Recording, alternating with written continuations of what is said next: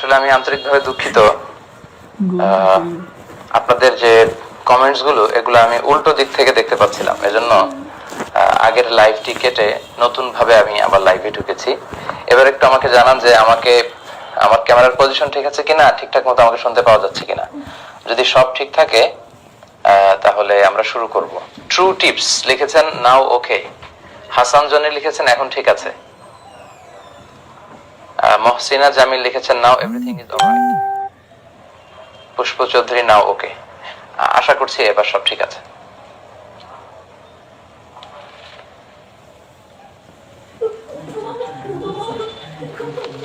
জি, আরো অনেকেই লিখেছেন যে ইটস ওকে, এখন ঠিক আছে মহতারাম। তো তাহলে আমরা শুরু করি। বিসমিল্লাহ ওয়াসসালাতু ওয়াসসালামু আলা রাসূলিল্লাহ ওয়া বা'দ। কাছে কিংবা দূরে, বাংলাদেশ থেকে কিংবা পৃথিবীর যে কোনো প্রান্ত থেকে যারাই আজকের এই লাইভ প্রোগ্রামটি দেখছেন, আপনাদের সবাইকে জানাচ্ছি আন্তরিক শুভেচ্ছা এবং অভিনন্দন। আহলান ওয়া সাহলান ওয়া মারহাবান বিকুম ফি হাদাল লিকা আত-তাইয়িব।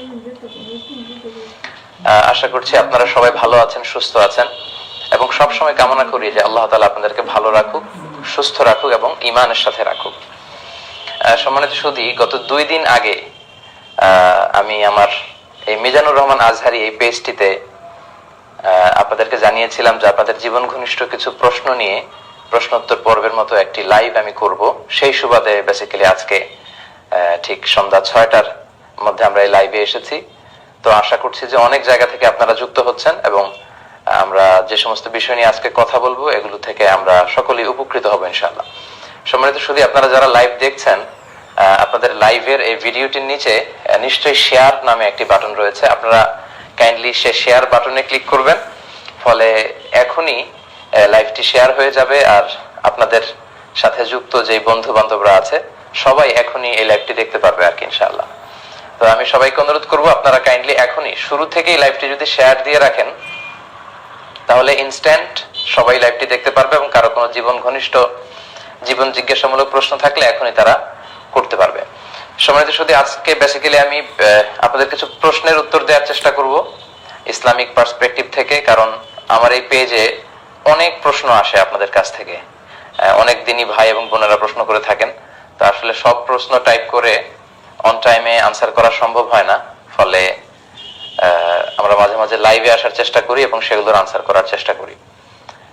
তো আমার ইনবক্সে জমা হয়ে থাকা প্রশ্নগুলোকে আগে প্রায়োরিটি দিয়ে সেগুলোর আনসার করব এবং শেষের দিকে যারা আপনারা এই লাইভের এই কমেন্টসে প্রশ্ন করবেন আপনাদের সেই প্রশ্নগুলোরও উত্তর দেওয়ার চেষ্টা করব। আমি অনেক কমেন্টস দেখতে পাচ্ছি এবং এগুলো খুব দ্রুতই মানে স্ক্রল আপ হয়ে যাচ্ছে, উপরের দিকে চলে যাচ্ছে, ফলে এগুলো আসলে আপনাদেরকে এভাবে পড়ে শোনানোর সুযোগ হচ্ছে না। তো আমরা শুরুতে কিছু ভূমিকা কথা বলবো, প্রাথমিক কথা। তারপরে আমার ইনবক্সে জমা থাকা যেই প্রশ্নগুলো এসেছিল সেগুলো নিয়ে আমরা উত্তর দেওয়ার চেষ্টা করব এবং সবশেষে আপনাদের প্রশ্নগুলোর উত্তর দেওয়ার চেষ্টা করব ইনশাআল্লাহ তাআলা। ইতিমধ্যে প্রায় 500 জন আমাদের এই লাইভ প্রোগ্রামটিতে যুক্ত হয়েছেন। আমি আবারও বলছি, আপনারা শেয়ার বাটনে ক্লিক করে সবাইকে যুক্ত করে নিন। সম্মানিত সুধী, আমরা জানি যে এই সময়টা হচ্ছে বিজ্ঞানের যুগ এবং এই টেকনোলজির কল্যাণে আজকে আমরা খুব সহজেই পৃথিবীর যে কোনো ইনফরমেশন খুব সহজে হাতের নাগালে পেয়ে যাচ্ছি। এবং এই তথ্য প্রযুক্তির যুগে, টেকনোলজির যুগে আমরা যারা কোরআন সুন্নাহ থেকে কথা বলার চেষ্টা করি, বাণী বাহকের কাজ করি, দাঈ ইলাল্লাহর কাজ করি, আমাদের কথাগুলো খুব সহজেই অন্যদের কাছে পৌঁছে যাচ্ছে ইউটিউবের মাধ্যমে, ফেসবুকের বিভিন্ন পেজের মাধ্যমে, নানাভাবে। তো এক্ষেত্রে সবচেয়ে গুরুত্বপূর্ণ যে ভূমিকা যারা রাখছে আমাদের পাশাপাশি তারা হচ্ছে ইউটিউব চ্যানেলের ওনার যারা আছে। তারা বেসিক্যালি আমাদের আলোচনাগুলোকে রেকর্ড করে তারা ইউটিউবে আপলোড দিয়ে দেয়, ফলে সবাই সেখান থেকে আমাদের আলোচনাগুলো শুনতে পারছে। এবং আমি অবাক হয়েছি, আমি কিছুদিন আগে মক্কাতে ছিলাম, হজে গিয়েছিলাম। আপনারা জানেন যে সৌদি আরবিয়াতে প্রায় 25-30 লক্ষ বাংলাদেশি থাকে। তো ওনারা সবাই বলছিলেন যে আপনাকে আমরা চিনি ইউটিউবের মাধ্যমে। আমি সৌদি আরবের বিভিন্ন শহরে বিভিন্ন প্রোগ্রাম অ্যাটেন্ড করেছিলাম, মক্কাতে, তায়েফে, জম্মুমে, মদিনাতে, জেদ্দাতে। তো সব ভাইদের একই কথা যে আপনাদের আলোচনাগুলো আমরা ইউটিউবে শুনি। এবং সৌদি আরব ছাড়াও পৃথিবীর অন্যান্য দেশে যখন আমরা যাই তারাও এই কথা বলে, ইউরোপ থেকে, আমেরিকা থেকে, এশিয়ার বিভিন্ন দেশ থেকে সবার একই কথা যে আমরা ইউটিউবে অবসর সময় আপনাদের লেকচারগুলো শুনি। তো সম্মানিত ভাই এবং বোনেরা, এটা কিন্তু ভেরি স্ট্রং একটা প্ল্যাটফর্ম। বর্তমান সময়ে ইউটিউবের মধ্য দিয়ে কিন্তু আমরা আমাদের এই কথাগুলো ছড়িয়ে দিতে পারছি। তো সেক্ষেত্রে আমাদের পাশাপাশি যারা এই কাজটার আঞ্জাম দিয়ে থাকেন তারা হচ্ছেন আমাদের ইউটিউব চ্যানেলের ওনার ভাইয়েরা। অনেকে আমাকে বলে থাকে যে হুজুর আপনার পার্সোনাল কোনো ইউটিউব চ্যানেল আছে কিনা। আমি সবসময় বলি যে আমার পার্সোনাল কোনো ইউটিউব চ্যানেল নেই। বিভিন্ন ইউটিউব চ্যানেলের ভাইয়েরা তারা আমাদের আলোচনাগুলো রেকর্ড করে ছড়িয়ে দেয়। তো আমরা যেমনি দাওয়াতি কাজ করে সওয়াব পাচ্ছি, আল্লাহর পক্ষ থেকে নিঃসন্দেহে আমরা প্রতিদান পাবো। ইউটিউব চ্যানেলের ওনার যারা আপনারা আছেন, যারা এই কথাগুলোকে ছড়িয়ে দেওয়ার ক্ষেত্রে সহযোগিতা করছেন, নিঃসন্দেহে আপনারাও আল্লাহর কাছে জাযা খায়ের পাবেন নিঃসন্দেহে, যদি এটা ইখলাসের সাথে সুন্দরভাবে আপনারা যদি সুচারু রূপে এটাকে আঞ্জাম দিতে পারেন।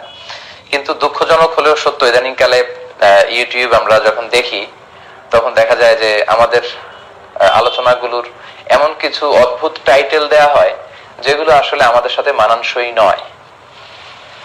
অনেক সময় দেখা যায় যে এমন ওয়াজ পুরাই মাথা গরম, তারপর এই ওয়াজ শুনে কান্না না আসলে এমবি ফেরত দেয়া হবে, এই ধরনের অদ্ভুত বিদঘুটে টাইপের কিছু কথা বলা হয় যেগুলোর সাথে আমাদের যায় না। তার চেয়ে দুঃখজনক হচ্ছে আমাদের ইউটিউব চ্যানেলের অনেক ভাইরা আমাদের ছবির সাথে অনেক নারীদের ছবি জুড়ে দেয়। কখনো তারা হেজাব পরিহিতা নারীদের ছবি, কখনো চেহারা খোলা আছে এরকম সুন্দরী নারীদের ছবি তারা জুড়ে দেয়, যেটা কিন্তু ইসলামিক দৃষ্টিকোণ থেকে একটা বড় ধরনের গর্হিত কাজ। এটা কিন্তু কবিরা গুনাহ যে আপনারা যেখানে আমি হয়তো কোরআন থেকে তাফসির করলাম, সে তাফসিরের টপিক আপনি না দিয়ে আপনি বিদঘুটে টপিক দিলেন কিংবা নারীর ছবি জুড়ে দিলেন। তো এটা কিন্তু মোটেও কাম্য না। আমি বিভিন্ন ইউটিউব চ্যানেলের যে সমস্ত বোনরা আপনারা আমার লাইভ দেখছেন, আমি সবাইকে খুব সিরিয়াসলি বলছি যে আপনারা এগুলো বন্ধ। আমাদের অদ্ভুত টাইটেল দেয়া বন্ধ। বিষয়টি নিয়ে আমি কথা বলেছিলাম, আমাদের এই বিষয় লোকজন সেগুলো দেখে উপকৃত হবে। অবশ্যই নারীদের ছবি দিয়ে আপনাদেরকে বন্ধ করতে হবে। আমি খুব স্ট্রিক্টলি আজকের এই লাইভ প্রোগ্রামে আপনাদেরকে জানিয়ে দিচ্ছি, যে সমস্ত ইউটিউব চ্যানেলের ভাইরা আমার ছবির সাথে নারীদের ছবি দিয়েছেন কভারে, আপনাদেরকে 7 দিনের সময় আমি দিচ্ছি। এই 7 দিনের মধ্যে অবশ্যই এই ছবিগুলোকে আপনারা ডিলিট করে ফেলবেন। আমি ইউটিউবে ঘেটে দেখেছি প্রায় 60টা চ্যানেল করে তারা,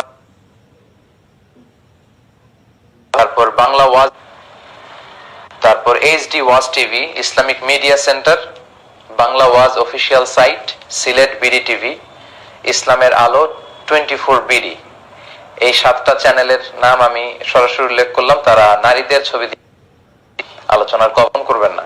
যদি আপনি লাইভে থাকেন আমার সাথে ফোন করবেন না, 1 ঘন্টা পরে ফোন করবেন, রিসিভ করা হবে আপনার ফোন, অসুবিধা নেই। তো এই 7টা চ্যানেল তারা নারীদের ছবি দিয়েছেন। প্রিয় ভাইয়েরা, এগুলো আপনারা বন্ধ করুন। আপনারা 7 দিনের মধ্যে এই ছবিগুলোকে তুলে ফেলবেন। যেই 7টা চ্যানেলের কথা আমি উল্লেখ করলাম তারা 7 দিনের মধ্যে অবশ্যই ছবিগুলো তুলে ফেলবেন। তা না হলে কিন্তু আমি আমার পেজে আপনাদের ব্যাপারে লোকজনদেরকে জানাবো যে আপনাদের চ্যানেলকে যেন তারা আনসাবস্ক্রাইব করে। শুধু এখানেই না, প্রয়োজন হলে মাহফিলে মাহফিলে আমি উল্লেখ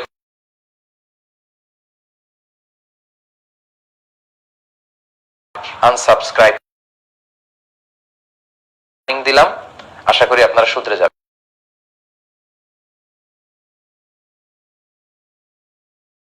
আমার ইনবক্সে থাকা প্রশ্নগুলোর উত্তর করব, পরে আপনাদের উত্তর করবো ইনশাআল্লাহ। আর নিচে যারা শেয়ার বাটন দেখতে পাচ্ছেন, শেয়ারে ক্লিক করে এখনই সবাইকে যুক্ত করে নিন। প্রায় 900 জন মানুষ ইতিমধ্যেই আমাদের সাথে যুক্ত হয়েছে। আমার একটা অ্যাপোলজি আছে আপনাদের কাছে। আপনারা সবাই আসলে ভালোবাসা থেকে হোক, জানার আগ্রহ থেকে হোক, অনেক ইনবক্স করেন আমার এই পেজে, এবং আমি দেখেছি অন অ্যান অ্যাভারেজ প্রতিদিন 100 থেকে 150টির মতো SMS আমার এখানে আসে, মাঝে মাঝে 200-র মতো মেসেজ প্রতিদিন আসে। তো আসলে এত মেসেজের উত্তর করা আমাদের পক্ষে সম্ভব হয় না। আমি এই মাসে মালয়েশিয়া থেকে এসেছি। আপনারা জানেন যে আমি এখনো শিক্ষার্থী, আমি পিএইচডি ডিগ্রি নিচ্ছি মালয়েশিয়া থেকে। তো সেখানে আমাদেরকে রিসার্চের কাজে ব্যস্ত থাকতে হয়। তো যখন সুযোগ হয় আমরা প্রশ্নগুলোর আনসার করার চেষ্টা করি, কিন্তু এত এত মেসেজ আসে যে আমাদের অন্যান্য কাজের ফাঁকে সবগুলো মেসেজের উত্তর করা আমাদের পক্ষে সম্ভব হয় না। তো এই বিষয়টি আপনারা একটু ক্ষমা সুন্দর দৃষ্টিতে দেখবেন, ইহসানের সাথে দেখবেন। জানি আপনাদের ভালো লাগা থেকে, ভালোবাসা থেকে বা ইসলামের ব্যাপারে জানবার আগ্রহ নিয়েই মূলত আপনারা প্রশ্ন করেন, কিন্তু আমাদেরও কিছু সীমাবদ্ধতা আছে, লিমিটেশনস আছে। এগুলো যদি আপনারা একটু খেয়াল করেন, এহসানের সাথে দেখেন, আমাদের জন্য অনেক ভালো হয়। পাশাপাশি ইদানিংকালে আমি অনেক মা বাবার কাছ থেকে, মানে প্যারেন্টস যারা আছে, অভিভাবকদের কাছ থেকে অনেক অনেক প্রশ্ন পাই। তারা তাদের ছেলে মেয়েদেরকে মানুষ করার ব্যাপারে খুব উদ্বিগ্ন। ওনারা আবেগ ঘন অনেক মেসেজ আমাকে দেন এবং বলেন যে হুজুর, আমার ছেলেকে আমি কিভাবে মানুষ করব, কোথায় পড়াবো। অনেকে এরকমও বলেন যে হুজুর, আমার ছেলেকে আপনার মতো বানাতে চাই, আপনি কোথায় পড়েছেন, আপনার ইন ডিটেল আমাকে জানান। তো আপনাদের ছেলে মেয়ে আমাদের মতো কেন, আমাদেরকেও তারা ছাড়িয়ে যাবে, তাদের ক্যারিয়ার আরো অনেক ব্রাইট হবে, আমরা দোয়া করি। তো সেক্ষেত্রে আমার ক্যারিয়ার নিয়ে অনেকে আমাকে ফোন দিচ্ছেন। ফোন দেওয়ার কারণে লাইভের আলোচনাটাতে অনেক ডিস্টার্ব হয়ে যাচ্ছে। তো মেহরবানি করে এখন কেউ ফোন দিবেন না, 1 ঘন্টা পরে ফোন দিলে ফোনগুলো রিসিভ করা হবে ইনশাআল্লাহ। তো অনেকে বলে যে আমি কোথায় পড়েছি। আমি পড়াশোনা করেছি দারুন নাজাত সিদ্দিকিয়া কামিল মাদ্রাসায়, তারপরে পড়েছি আল আজহার ইউনিভার্সিটি থেকে ব্যাচেলর করেছি মিশরে, এবং ইন্টারন্যাশনাল ইসলামিক ইউনিভার্সিটি মালয়েশিয়া থেকে মাস্টার্স এমফিল করে এখন পিএইচডি তে আছে। তো আপনার ছেলেকে যে আমি যেখানে পড়েছি ওখানেই পড়াতে হবে নট নেসেসারি। আরো অনেক প্রতিষ্ঠান আছে, সেগুলোতে আপনারা পড়াতে পারেন। ছেলে মেয়েদেরকে কোথায় দিতে হবে জিজ্ঞেস করলে আমি সাধারণত দারুন নাজাতের কথা বলি, তামিরুল মিল্লাতের কথা বলি, টঙ্গী শাখা, মীর হাজারিবাগ শাখা, কিংবা জামিয়া কাসিমিয়া নরসিংদীতে যে মাদ্রাসাটি আছে সেটির কথা বলি। উত্তরাতে তানজিমুল উম্মাহ আছে, ভালো একটি প্রতিষ্ঠান, সেখানে দেওয়া যেতে পারে। লালমাটিয়াতে এভারোজ ইন্টারন্যাশনাল আছে, ইংলিশ মিডিয়ামের একটি মাদ্রাসা, তো সেখানে আবার খরচ খুব বেশি। তো এই প্রতিষ্ঠানগুলোর কথা আমরা বলি। আসলে আমরা যে প্রতিষ্ঠানে পড়েছি সেগুলোতেই পড়াতে হবে এমনটা নয়। আপনি যে লোকেশনে থাকেন, যে এলাকাতে থাকেন, সে এলাকার যে ভালো ভালো প্রতিষ্ঠানগুলো আছে, সে ভালো প্রতিষ্ঠানগুলোতে আপনারা দিতে পারেন। আসলে বিষয় হচ্ছে ছোটবেলা থেকে খুব সচেতন ভাবে আবুল কালাম আজাদ ভাই, আপনি রেগুলার ফোন দিয়ে যাচ্ছেন, মানে কন্টিনিউয়াস, আমি বারবার কেটে দিচ্ছি, আপনি পরে ফোন দিবেন মেহরবানি করে। তো আপনি যে লোকেশনে আছেন সেই লোকেশনের যে ভালো প্রতিষ্ঠান, সেখানে দিলেই চলবে। আর ছোটবেলা থেকে একটু সচেতন ভাবে ছেলেকে মানুষ করতে হবে, এবং ছেলের মধ্যে স্পিরিটটা আনতে হবে যে তোমাকে মুক্ত স্বাধীন চিন্তা নিয়ে পড়াশোনা করতে হবে। ভালো কথা, জ্ঞানের কথা, কল্যাণের কথা যেখানেই পাও সেখান থেকে তোমাকে কালেক্ট করতে হবে। আল হিকমাতু দাল্লাতুল মুমিন ফাহাইসু ওয়াজাদা ফাহু আহাক্কু বিহা। তো যেখানেই মানুষ হিকমা, কল্যাণ, উইজডমের, জ্ঞানের কথা পাবে সেখান থেকে মানুষ গ্রহণ করবে। তো এইভাবে যদি ছোটবেলা থেকে আপনারা ছেলে মেয়েদেরকে মানুষ করতে পারেন, এবং ঘরে কিন্তু একটা পড়াশোনার পরিবেশ রাখতে হবে, তখন দেখা যাবে যে ঠিকই ফ্যামিলি থেকে সে শিখছে, প্রতিষ্ঠান থেকে শিখছে, এভাবে সে একজন আলোকিত মানুষ হবে। তো আপনাদের ছেলে মেয়েরা শিক্ষিত হোক, সুশিক্ষিত হোক, আপনাদের মুখ উজ্জ্বল করুক, দেশের কল্যাণ বয়ে নিয়ে আসুক, তারা দেশপ্রেমিক হোক, এবং তারা খুব ব্রাইট ক্যারিয়ার করুক, আমরা সেই কামনাই করছি। 958 জন ইতিমধ্যে দেখছেন এটা। আপনাদেরকে আবারও বলছি, যারা দেখছেন তারা শেয়ার বাটনে ক্লিক করে অন্যদেরকেও এখনই লাইভে যুক্ত করে নিন।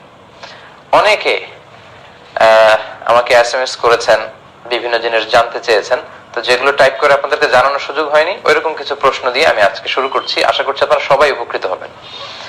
তো আমরা চলে যাই সরাসরি কিউএ সেশনে।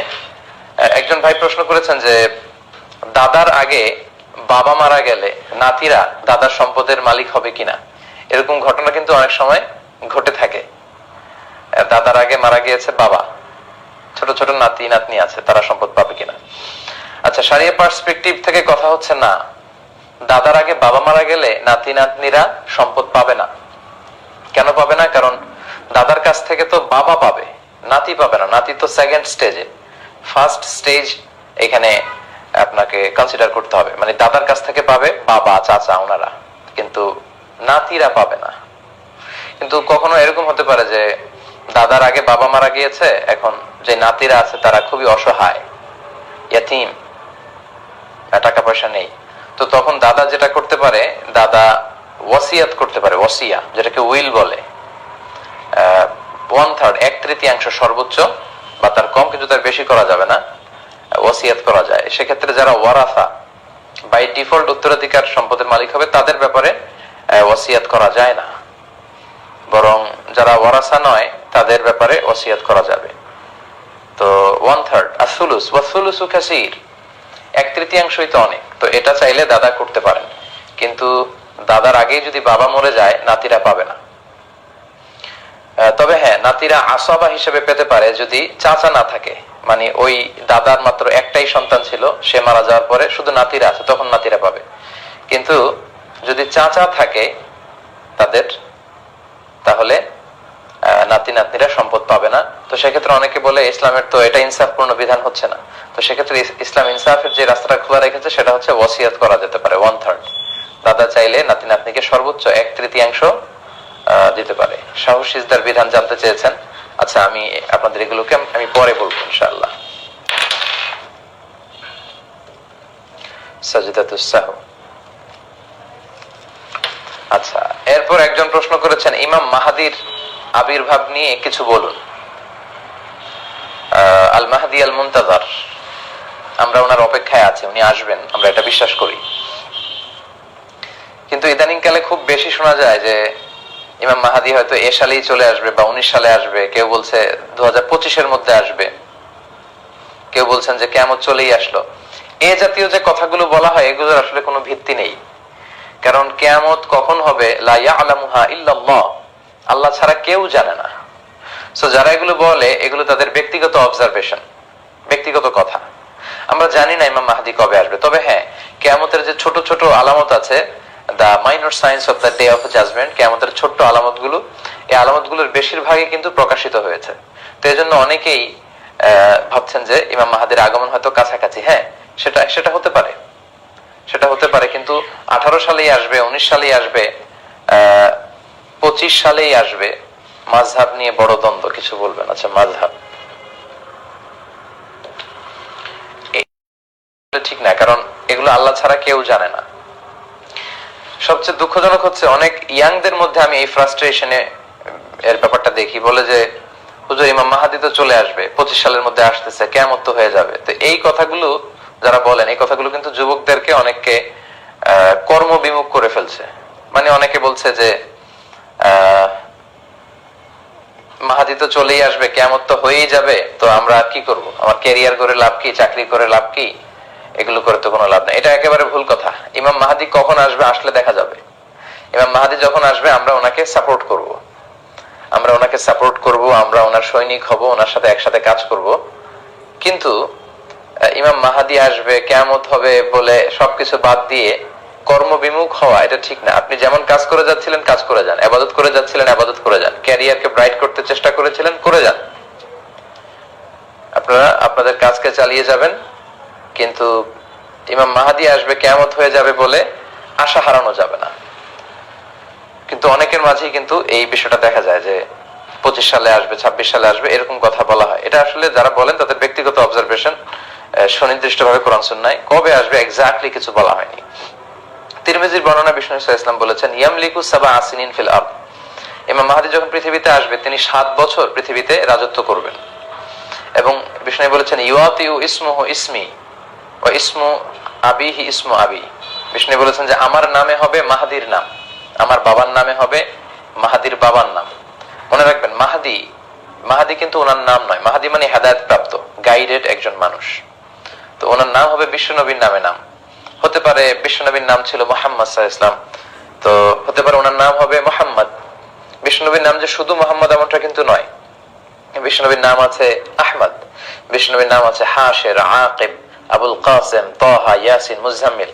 তো কোন নাম নিয়ে যে উনি আসবে এটা আমরা জানি না। তবে বিষ্ণু বলেছেন আমার নামে হবে ইমাম মাহাদির নাম। বিষ্ণুবীর কোন একটা নাম হয়তো ইমাম মাহাদির থাকবে। আচ্ছা, তারপর বিষ্ণু ইসলাম এটাও বলেছেন আজরাল জাবহা ওয়া আকনাল আনফ, ইমাম মাহাদির ললাটটা হবে প্রশস্ত, প্রশস্ত ললাট হবে ইমাম মাহাদির। এবং আকনাল আনফ, টল নোজ হবে, প্রমিনেন্ট নোজ, খুব উঁচু নাক হবে ইমাম মাহাদির। প্রশস্ত ললাট, উঁচু নাক। আল মাহদি মিন ইতরাতি, আবু দাউদের আরেক বর্ণনা বিষ্ণু বললেন ইমাম মাহাদি আমার বংশের হবে, হাশমি খানদানের হবে, কুরাইশি হবে, মিন ওয়ালদি ফাতেমা, ফাতেমা রাদিয়াল্লাহু তাআলা আনহার যে বংশের ধারাক্রম, ওনার বংশে আসবে ইমাম মাহাদি। ইয়াখরুজু মিন নাহিয়াতিল মাশরিক, উনি প্রাচ্য থেকে আসবেন, উনি পাশ্চাত্য থেকে আসবেন না।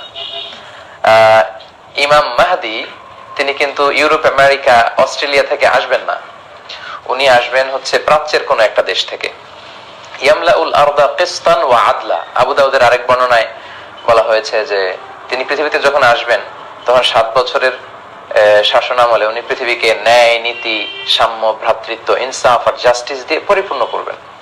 অবশ্য কোনো কোনো বর্ণনায় পাওয়া যায় উনি 8 বছর থাকবেন, কোনো বর্ণনায় পাওয়া যায় 9 বছর থাকবেন, তবে 7 বছর যে থাকবেন এই মতামতটা বেশি শক্তিশালী। তো এই হচ্ছে ইমাম মাহাদির ব্যাপারে সংক্ষিপ্ত পরিচিতি। যিনি প্রশ্ন করেছেন, ভাইয়ের প্রশ্নের উত্তর আমরা এতটুকু বলবো। তবে ইমাম মাহাদি চলে এসেছেন, চলে আসবেন 2 বছর পরে, কিয়ামত হয়ে যাবে, এ নিয়ে হতাশ হওয়ার কোনো কারণ নেই। কারণ এই কথাগুলো অনেক যুবকদেরকে কিন্তু হতাশ করে দিচ্ছে, তারা কর্মবিমুখ হয়ে যাচ্ছে। বরং এমনটা না করে আপনাদের যে এনথিউসিজম, আপনাদের কর্মস্পৃহা, উম্মাকে সামনের দিকে এগিয়ে নিয়ে যাওয়ার জন্য আপনাদের যে কর্মতৎপরতা, আপনাদের প্রাণঢালা উচ্ছ্বাস, জীবন শক্তি, এগুলোকে কাজে লাগাতে হবে। ইমাম মাহাদি যখন আসবে তখন আমরা দেখব, তখন আমরাই সবাই কথা বলবো ইমাম মাহাদির ব্যাপারে এবং ওনাকে আমরা সাপোর্ট করবো ইনশাআল্লাহ। আশা করি প্রিয় ভাই উত্তর পেয়েছেন। আরেকজন প্রশ্ন করেছিলেন, পুরুষরা কি আঙ্গুলে আংটি পরতে পারবে? আসলে জুয়েলারি, অর্নামেন্টস এগুলো নারীদের জন্য, পুরুষদের জন্য নয়। তবে হ্যাঁ, পুরুষদের আংটির বিষয়টা ভিন্ন। পুরুষরা চাইলে আংটি পরতে পারবে। কোন হাতে পরবে? তারা ডান হাতে পরবে। বিষ্ণু সাল্লাল্লাহু আলাইহি ওয়াসাল্লাম ডান হাতে আংটি পরেছেন। কারণ রাসূল সাল্লাল্লাহু আলাইহি ওয়াসাল্লাম ইয়ালবাস খাতাম মিন ফিদ্দা, রাসূল সাল্লাল্লাহু আলাইহি ওয়াসাল্লাম রূপার আংটি পরতেন। রূপার আংটি রাসূল সাল্লাল্লাহু আলাইহি ওয়াসাল্লাম পরতেন। ফি ইয়ামিনিহি, ওনার ডান হাতে পরতেন। আর ওয়াকানা ফাসসুহু মিনাল হাবাশা, আর রূপার আংটির মধ্যে তিনি হাবাশা মানে বর্তমান ইথিওপিয়ার থেকে আনা একটা পাথর তিনি বসিয়েছিলেন। তাহলে রূপার আংটি পরতেন ডান হাতে। শামাইলে তিরমিজিতে এগুলো এসেছে। আর পাথরটা ছিল হাবাশি পাথর। তো সেই পাথরের মধ্যে আবার বিষ্ণু সাল্লাল্লাহু আলাইহি ওয়াসাল্লাম মুহাম্মদ রাসূলুল্লাহ লিখিয়েছিলেন। সব সময় আংটি পরতেন না বিষ্ণু সাল্লাল্লাহু আলাইহি ওয়াসাল্লাম, মাঝে মাঝে পরতেন।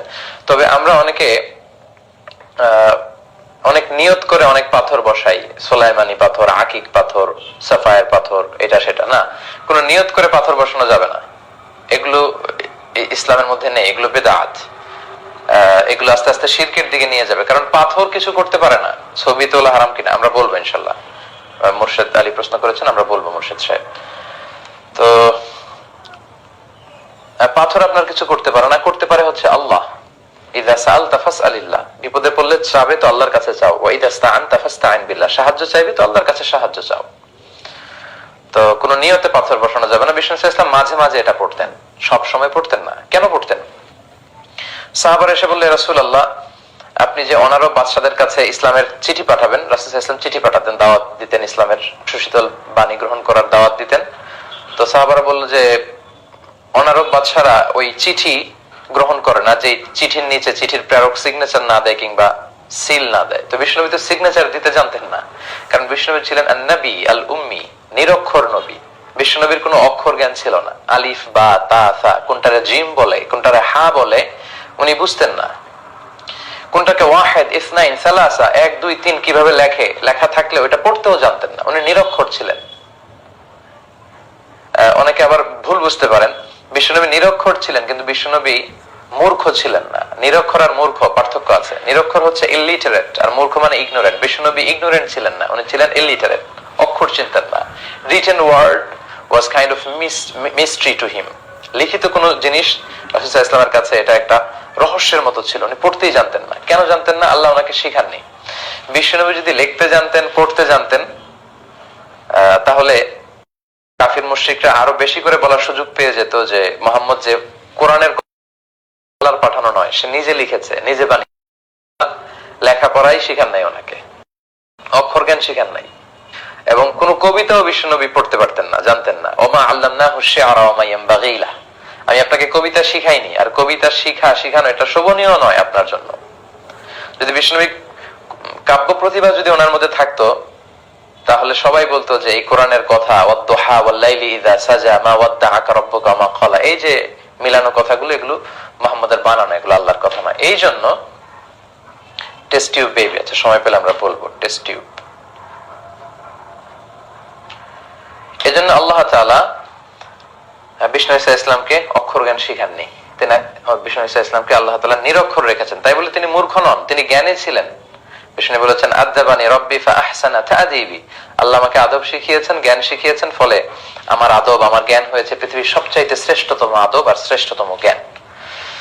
তো বিষ্ণু ইসা ইসলাম ডান হাতে আংটি পরতেন, রূপার তৈরি আংটি পরতেন। খবরদার স্বর্ণের আংটি পরা যাবে না। পুরুষদের জন্য সিল্কের কাপড় পরা যেমনি হারাম, স্বর্ণ ব্যবহার করাও হারাম। ডান হাতে পড়তেন, রূপার আংটি পড়তেন, সেখানে লেখা ছিল মুহাম্মদ রাসূলুল্লাহ। তো তিনি যখন চিঠি পাঠাতেন অমুসলিম বাদশাদের কাছে, তিনি লিখতেন সালামুন আলা মান ইত্তাবা আল হুদা আসলিম তাসলাম। চিঠিগুলো লিখে নিচে এরকম সিল দিয়ে দিতেন। বিশ্বনবীর ইন্তেকালের পরে এই আংটিটা খলিফা হিসেবে আবু বকর পায়, এবং আবু বকর রাদিয়াল্লাহু তাআলা আনহু উনি এটা ব্যবহার করতেন। 1-1.5 বছর পরে উনি যখন ইন্তেকাল করলেন, ওমরে ফারুক খলিফা হয়ে আসলেন, উনি এই আংটিটা ব্যবহার করতেন, প্রায় 10 বছর ব্যবহার করেছেন। এরপরে ওনার পরে যখন উসমান যুন নূরাইন, সাইয়েদনা উসমান রাদিয়াল্লাহু তাআলা আনহু যখন খলিফা হলেন, তিনি সেই আংটিটা পেয়েছিলেন খলিফা হিসেবে। কিন্তু তিনি কোন একটা কুয়ার পাশে, খুব সম্ভবত বীর ওয়ারিসার পাশে, একজনের সাথে একটা ডিলিংস করার সময় ওনার আঙ্গুল ফসকে আল্লাহ রাসূলের সেই বরকতের আংটিটা কুয়ার মধ্যে পড়ে যায়, এবং ওনার সময় থেকেই কিন্তু ফিতনা গজিয়ে ওঠে। মুসলিম বিশ্বে নানা ধরনের ফিতনা, নানা ধরনের হত্যাকাণ্ড, মারামারি শুরু হয়। আল্লাহু আ'লাম, আল্লাহ ভালো জানে, হতে পারে বিশ্বনবীর ওই আংটিটা ওখানে আল্লাহ মানে একটা কুদরতি ভাবেই সেটা পড়ে গিয়েছে, এবং তখন থেকে ওনার সময় থেকে কিন্তু ফিতনা দানা বেঁধে উঠেছে। তো পুরুষরা আঙ্গুলে আংটি দিতে পারবে কিনা এই প্রশ্নের উত্তরে তো আমরা বললাম যে ডান হাতে দিবে। যেহেতু বিশ্বনবী ডানপন্থী ছিলেন, ডান দিক দিয়ে কাজ করা পছন্দ করতেন। কানা রাসূলুল্লাহ সাল্লাল্লাহু আলাইহি ওয়াসাল্লাম ইউহিব্বু তায়াম্মুনা ফি শানিহি কুল্লিহি ফি তারাজ্জুলিহি তানাউলিহি, জুতা পরার সময় ডান পা ঢোকাতেন আগে, চুল আঁচড়ানোর সময় ডান দিক থেকে আঁচড়াতেন, মুসাফা করলে আগে ডান দিক থেকে, খাদ্য বিতরণ করলে আগে ডান দিক থেকে। তো সেজন্য সম্মানের হাত হচ্ছে ডান হাত, ডান হাতে আপনারা পরবেন আংটি, রূপার আংটি। আশা করি বুঝতে পেরেছেন। এরপর এক ভাই প্রশ্ন করেছেন ক্বাবলাল জুমা ও বাদাল জুমা কত রাকাত? প্রতি সপ্তাহেই আমাদেরকে সালাত আদায় করতে হয়, জুমার সালাত। শ্রেষ্ঠ একটি দিন, এদিনেই কিয়ামত হবে। এদিনে আদম আলাইহিস সালামকে আল্লাহ তাআলা সৃষ্টি করেছেন। আদম আলাইহিস সালামকে পৃথিবীতে এই জুমার দিনেই পাঠানো হয়েছে, জুমার দিনে দোয়া কবুল করা হয়েছে ওনার, জুমার দিনেই কিয়ামত হবে। তো এই জুমার দিনে আমাদের 2 রাকাত ফরজ সালাত পড়তে হয়, বা ওয়াজিব যেটাকে আমরা বলি। তো এর আগে পরে কতটুকু সালাত পড়তে হয়, এটা ছিল ভাইয়ের প্রশ্ন। আমরা প্রশ্নের উত্তর দিচ্ছি। 1200 জন ইতিমধ্যে আমাদের সাথে যুক্ত হয়েছেন। আমি আপনাদেরকে বলবো, যারা দেখছেন তারা শেয়ার বাটনে ক্লিক করে এখনই অন্যান্যদেরকেও আমাদের লাইভ প্রোগ্রামে যুক্ত করে নিতে পারেন। তো জুমার সালাতের আগে কয় রাকাত, পরে কয় রাকাত? জুমার সালাতের আগে হচ্ছে 2 রাকাত। বিশুদ্ধ মত অনুযায়ী, সুন্নাহসম্মত যে মত, সেটা হচ্ছে জুমার সালাতের আগে আপনি 2 রাকাত পড়বেন। মসজিদে ঢুকেই 2 রাকাত পড়তে হয়, এটা পড়বেন। ওটা পরে যদি আরো সময় পান আপনি আরো পড়বেন, অর্থাৎ ইমাম সাহেব খুতবা দেওয়ার আগ পর্যন্ত আপনি 2 করে মা কুদ্দিরা লাকা মা কুদ্দিরা লাহু, আপনার যতটুকু সুযোগ হয়। তার মানে বোঝা গেল জুমার সালাতের আগে ক্বাবলাল জুমা এটা সুনির্ধারিত নয়, এটা অনির্ধারিত। 2 করে যদ্দূর পড়া যায়। আচ্ছা, আর বাদাল জুমার ক্ষেত্রে সহিহ সুন্নাহ যেটা এসেছে 4 রাকাত। বাদাল জুমা আপনি পড়বেন 4 রাকাত যদি মসজিদে পড়েন, আর যদি ঘরে গিয়ে পড়েন তাহলে 2 রাকাত। আল্লাহ রাসূল সাল্লাল্লাহু আলাইহি ওয়াসাল্লাম মসজিদে নববীতে যখন বাদাল জুমা পড়তেন তিনি 4 রাকাত পড়তেন, ঘরে গিয়ে পড়লে 2 রাকাত পড়তেন। তো আশা করি বুঝতে পেরেছেন যে ক্বাবলাল জুমা অনির্ধারিত, 2 করে যদ্দূর পড়া যায়, আর বাদাল জুমা 4 রাকাত, ঘরে পড়লে 2 রাকাত। এরপর একজন প্রশ্ন করেছেন অ্যালকোহল মিশ্রিত পারফিউম ব্যবহার করা যাবে কিনা। আমরা জানি আতর পারফিউম দেয়া সুন্নাহ। তো এই আতর বা পারফিউম অ্যালকোহল মিশ্রিত যেটা, এটা দেয়া যাবে কিনা, এক ভাইয়ের প্রশ্ন। তো অ্যালকোহলের ব্যাপারে কথা হচ্ছে যে অ্যালকোহলকে আরবিতে বলে খামর। এই খামরটা ইটসেলফ হারাম কিনা এটা নিয়ে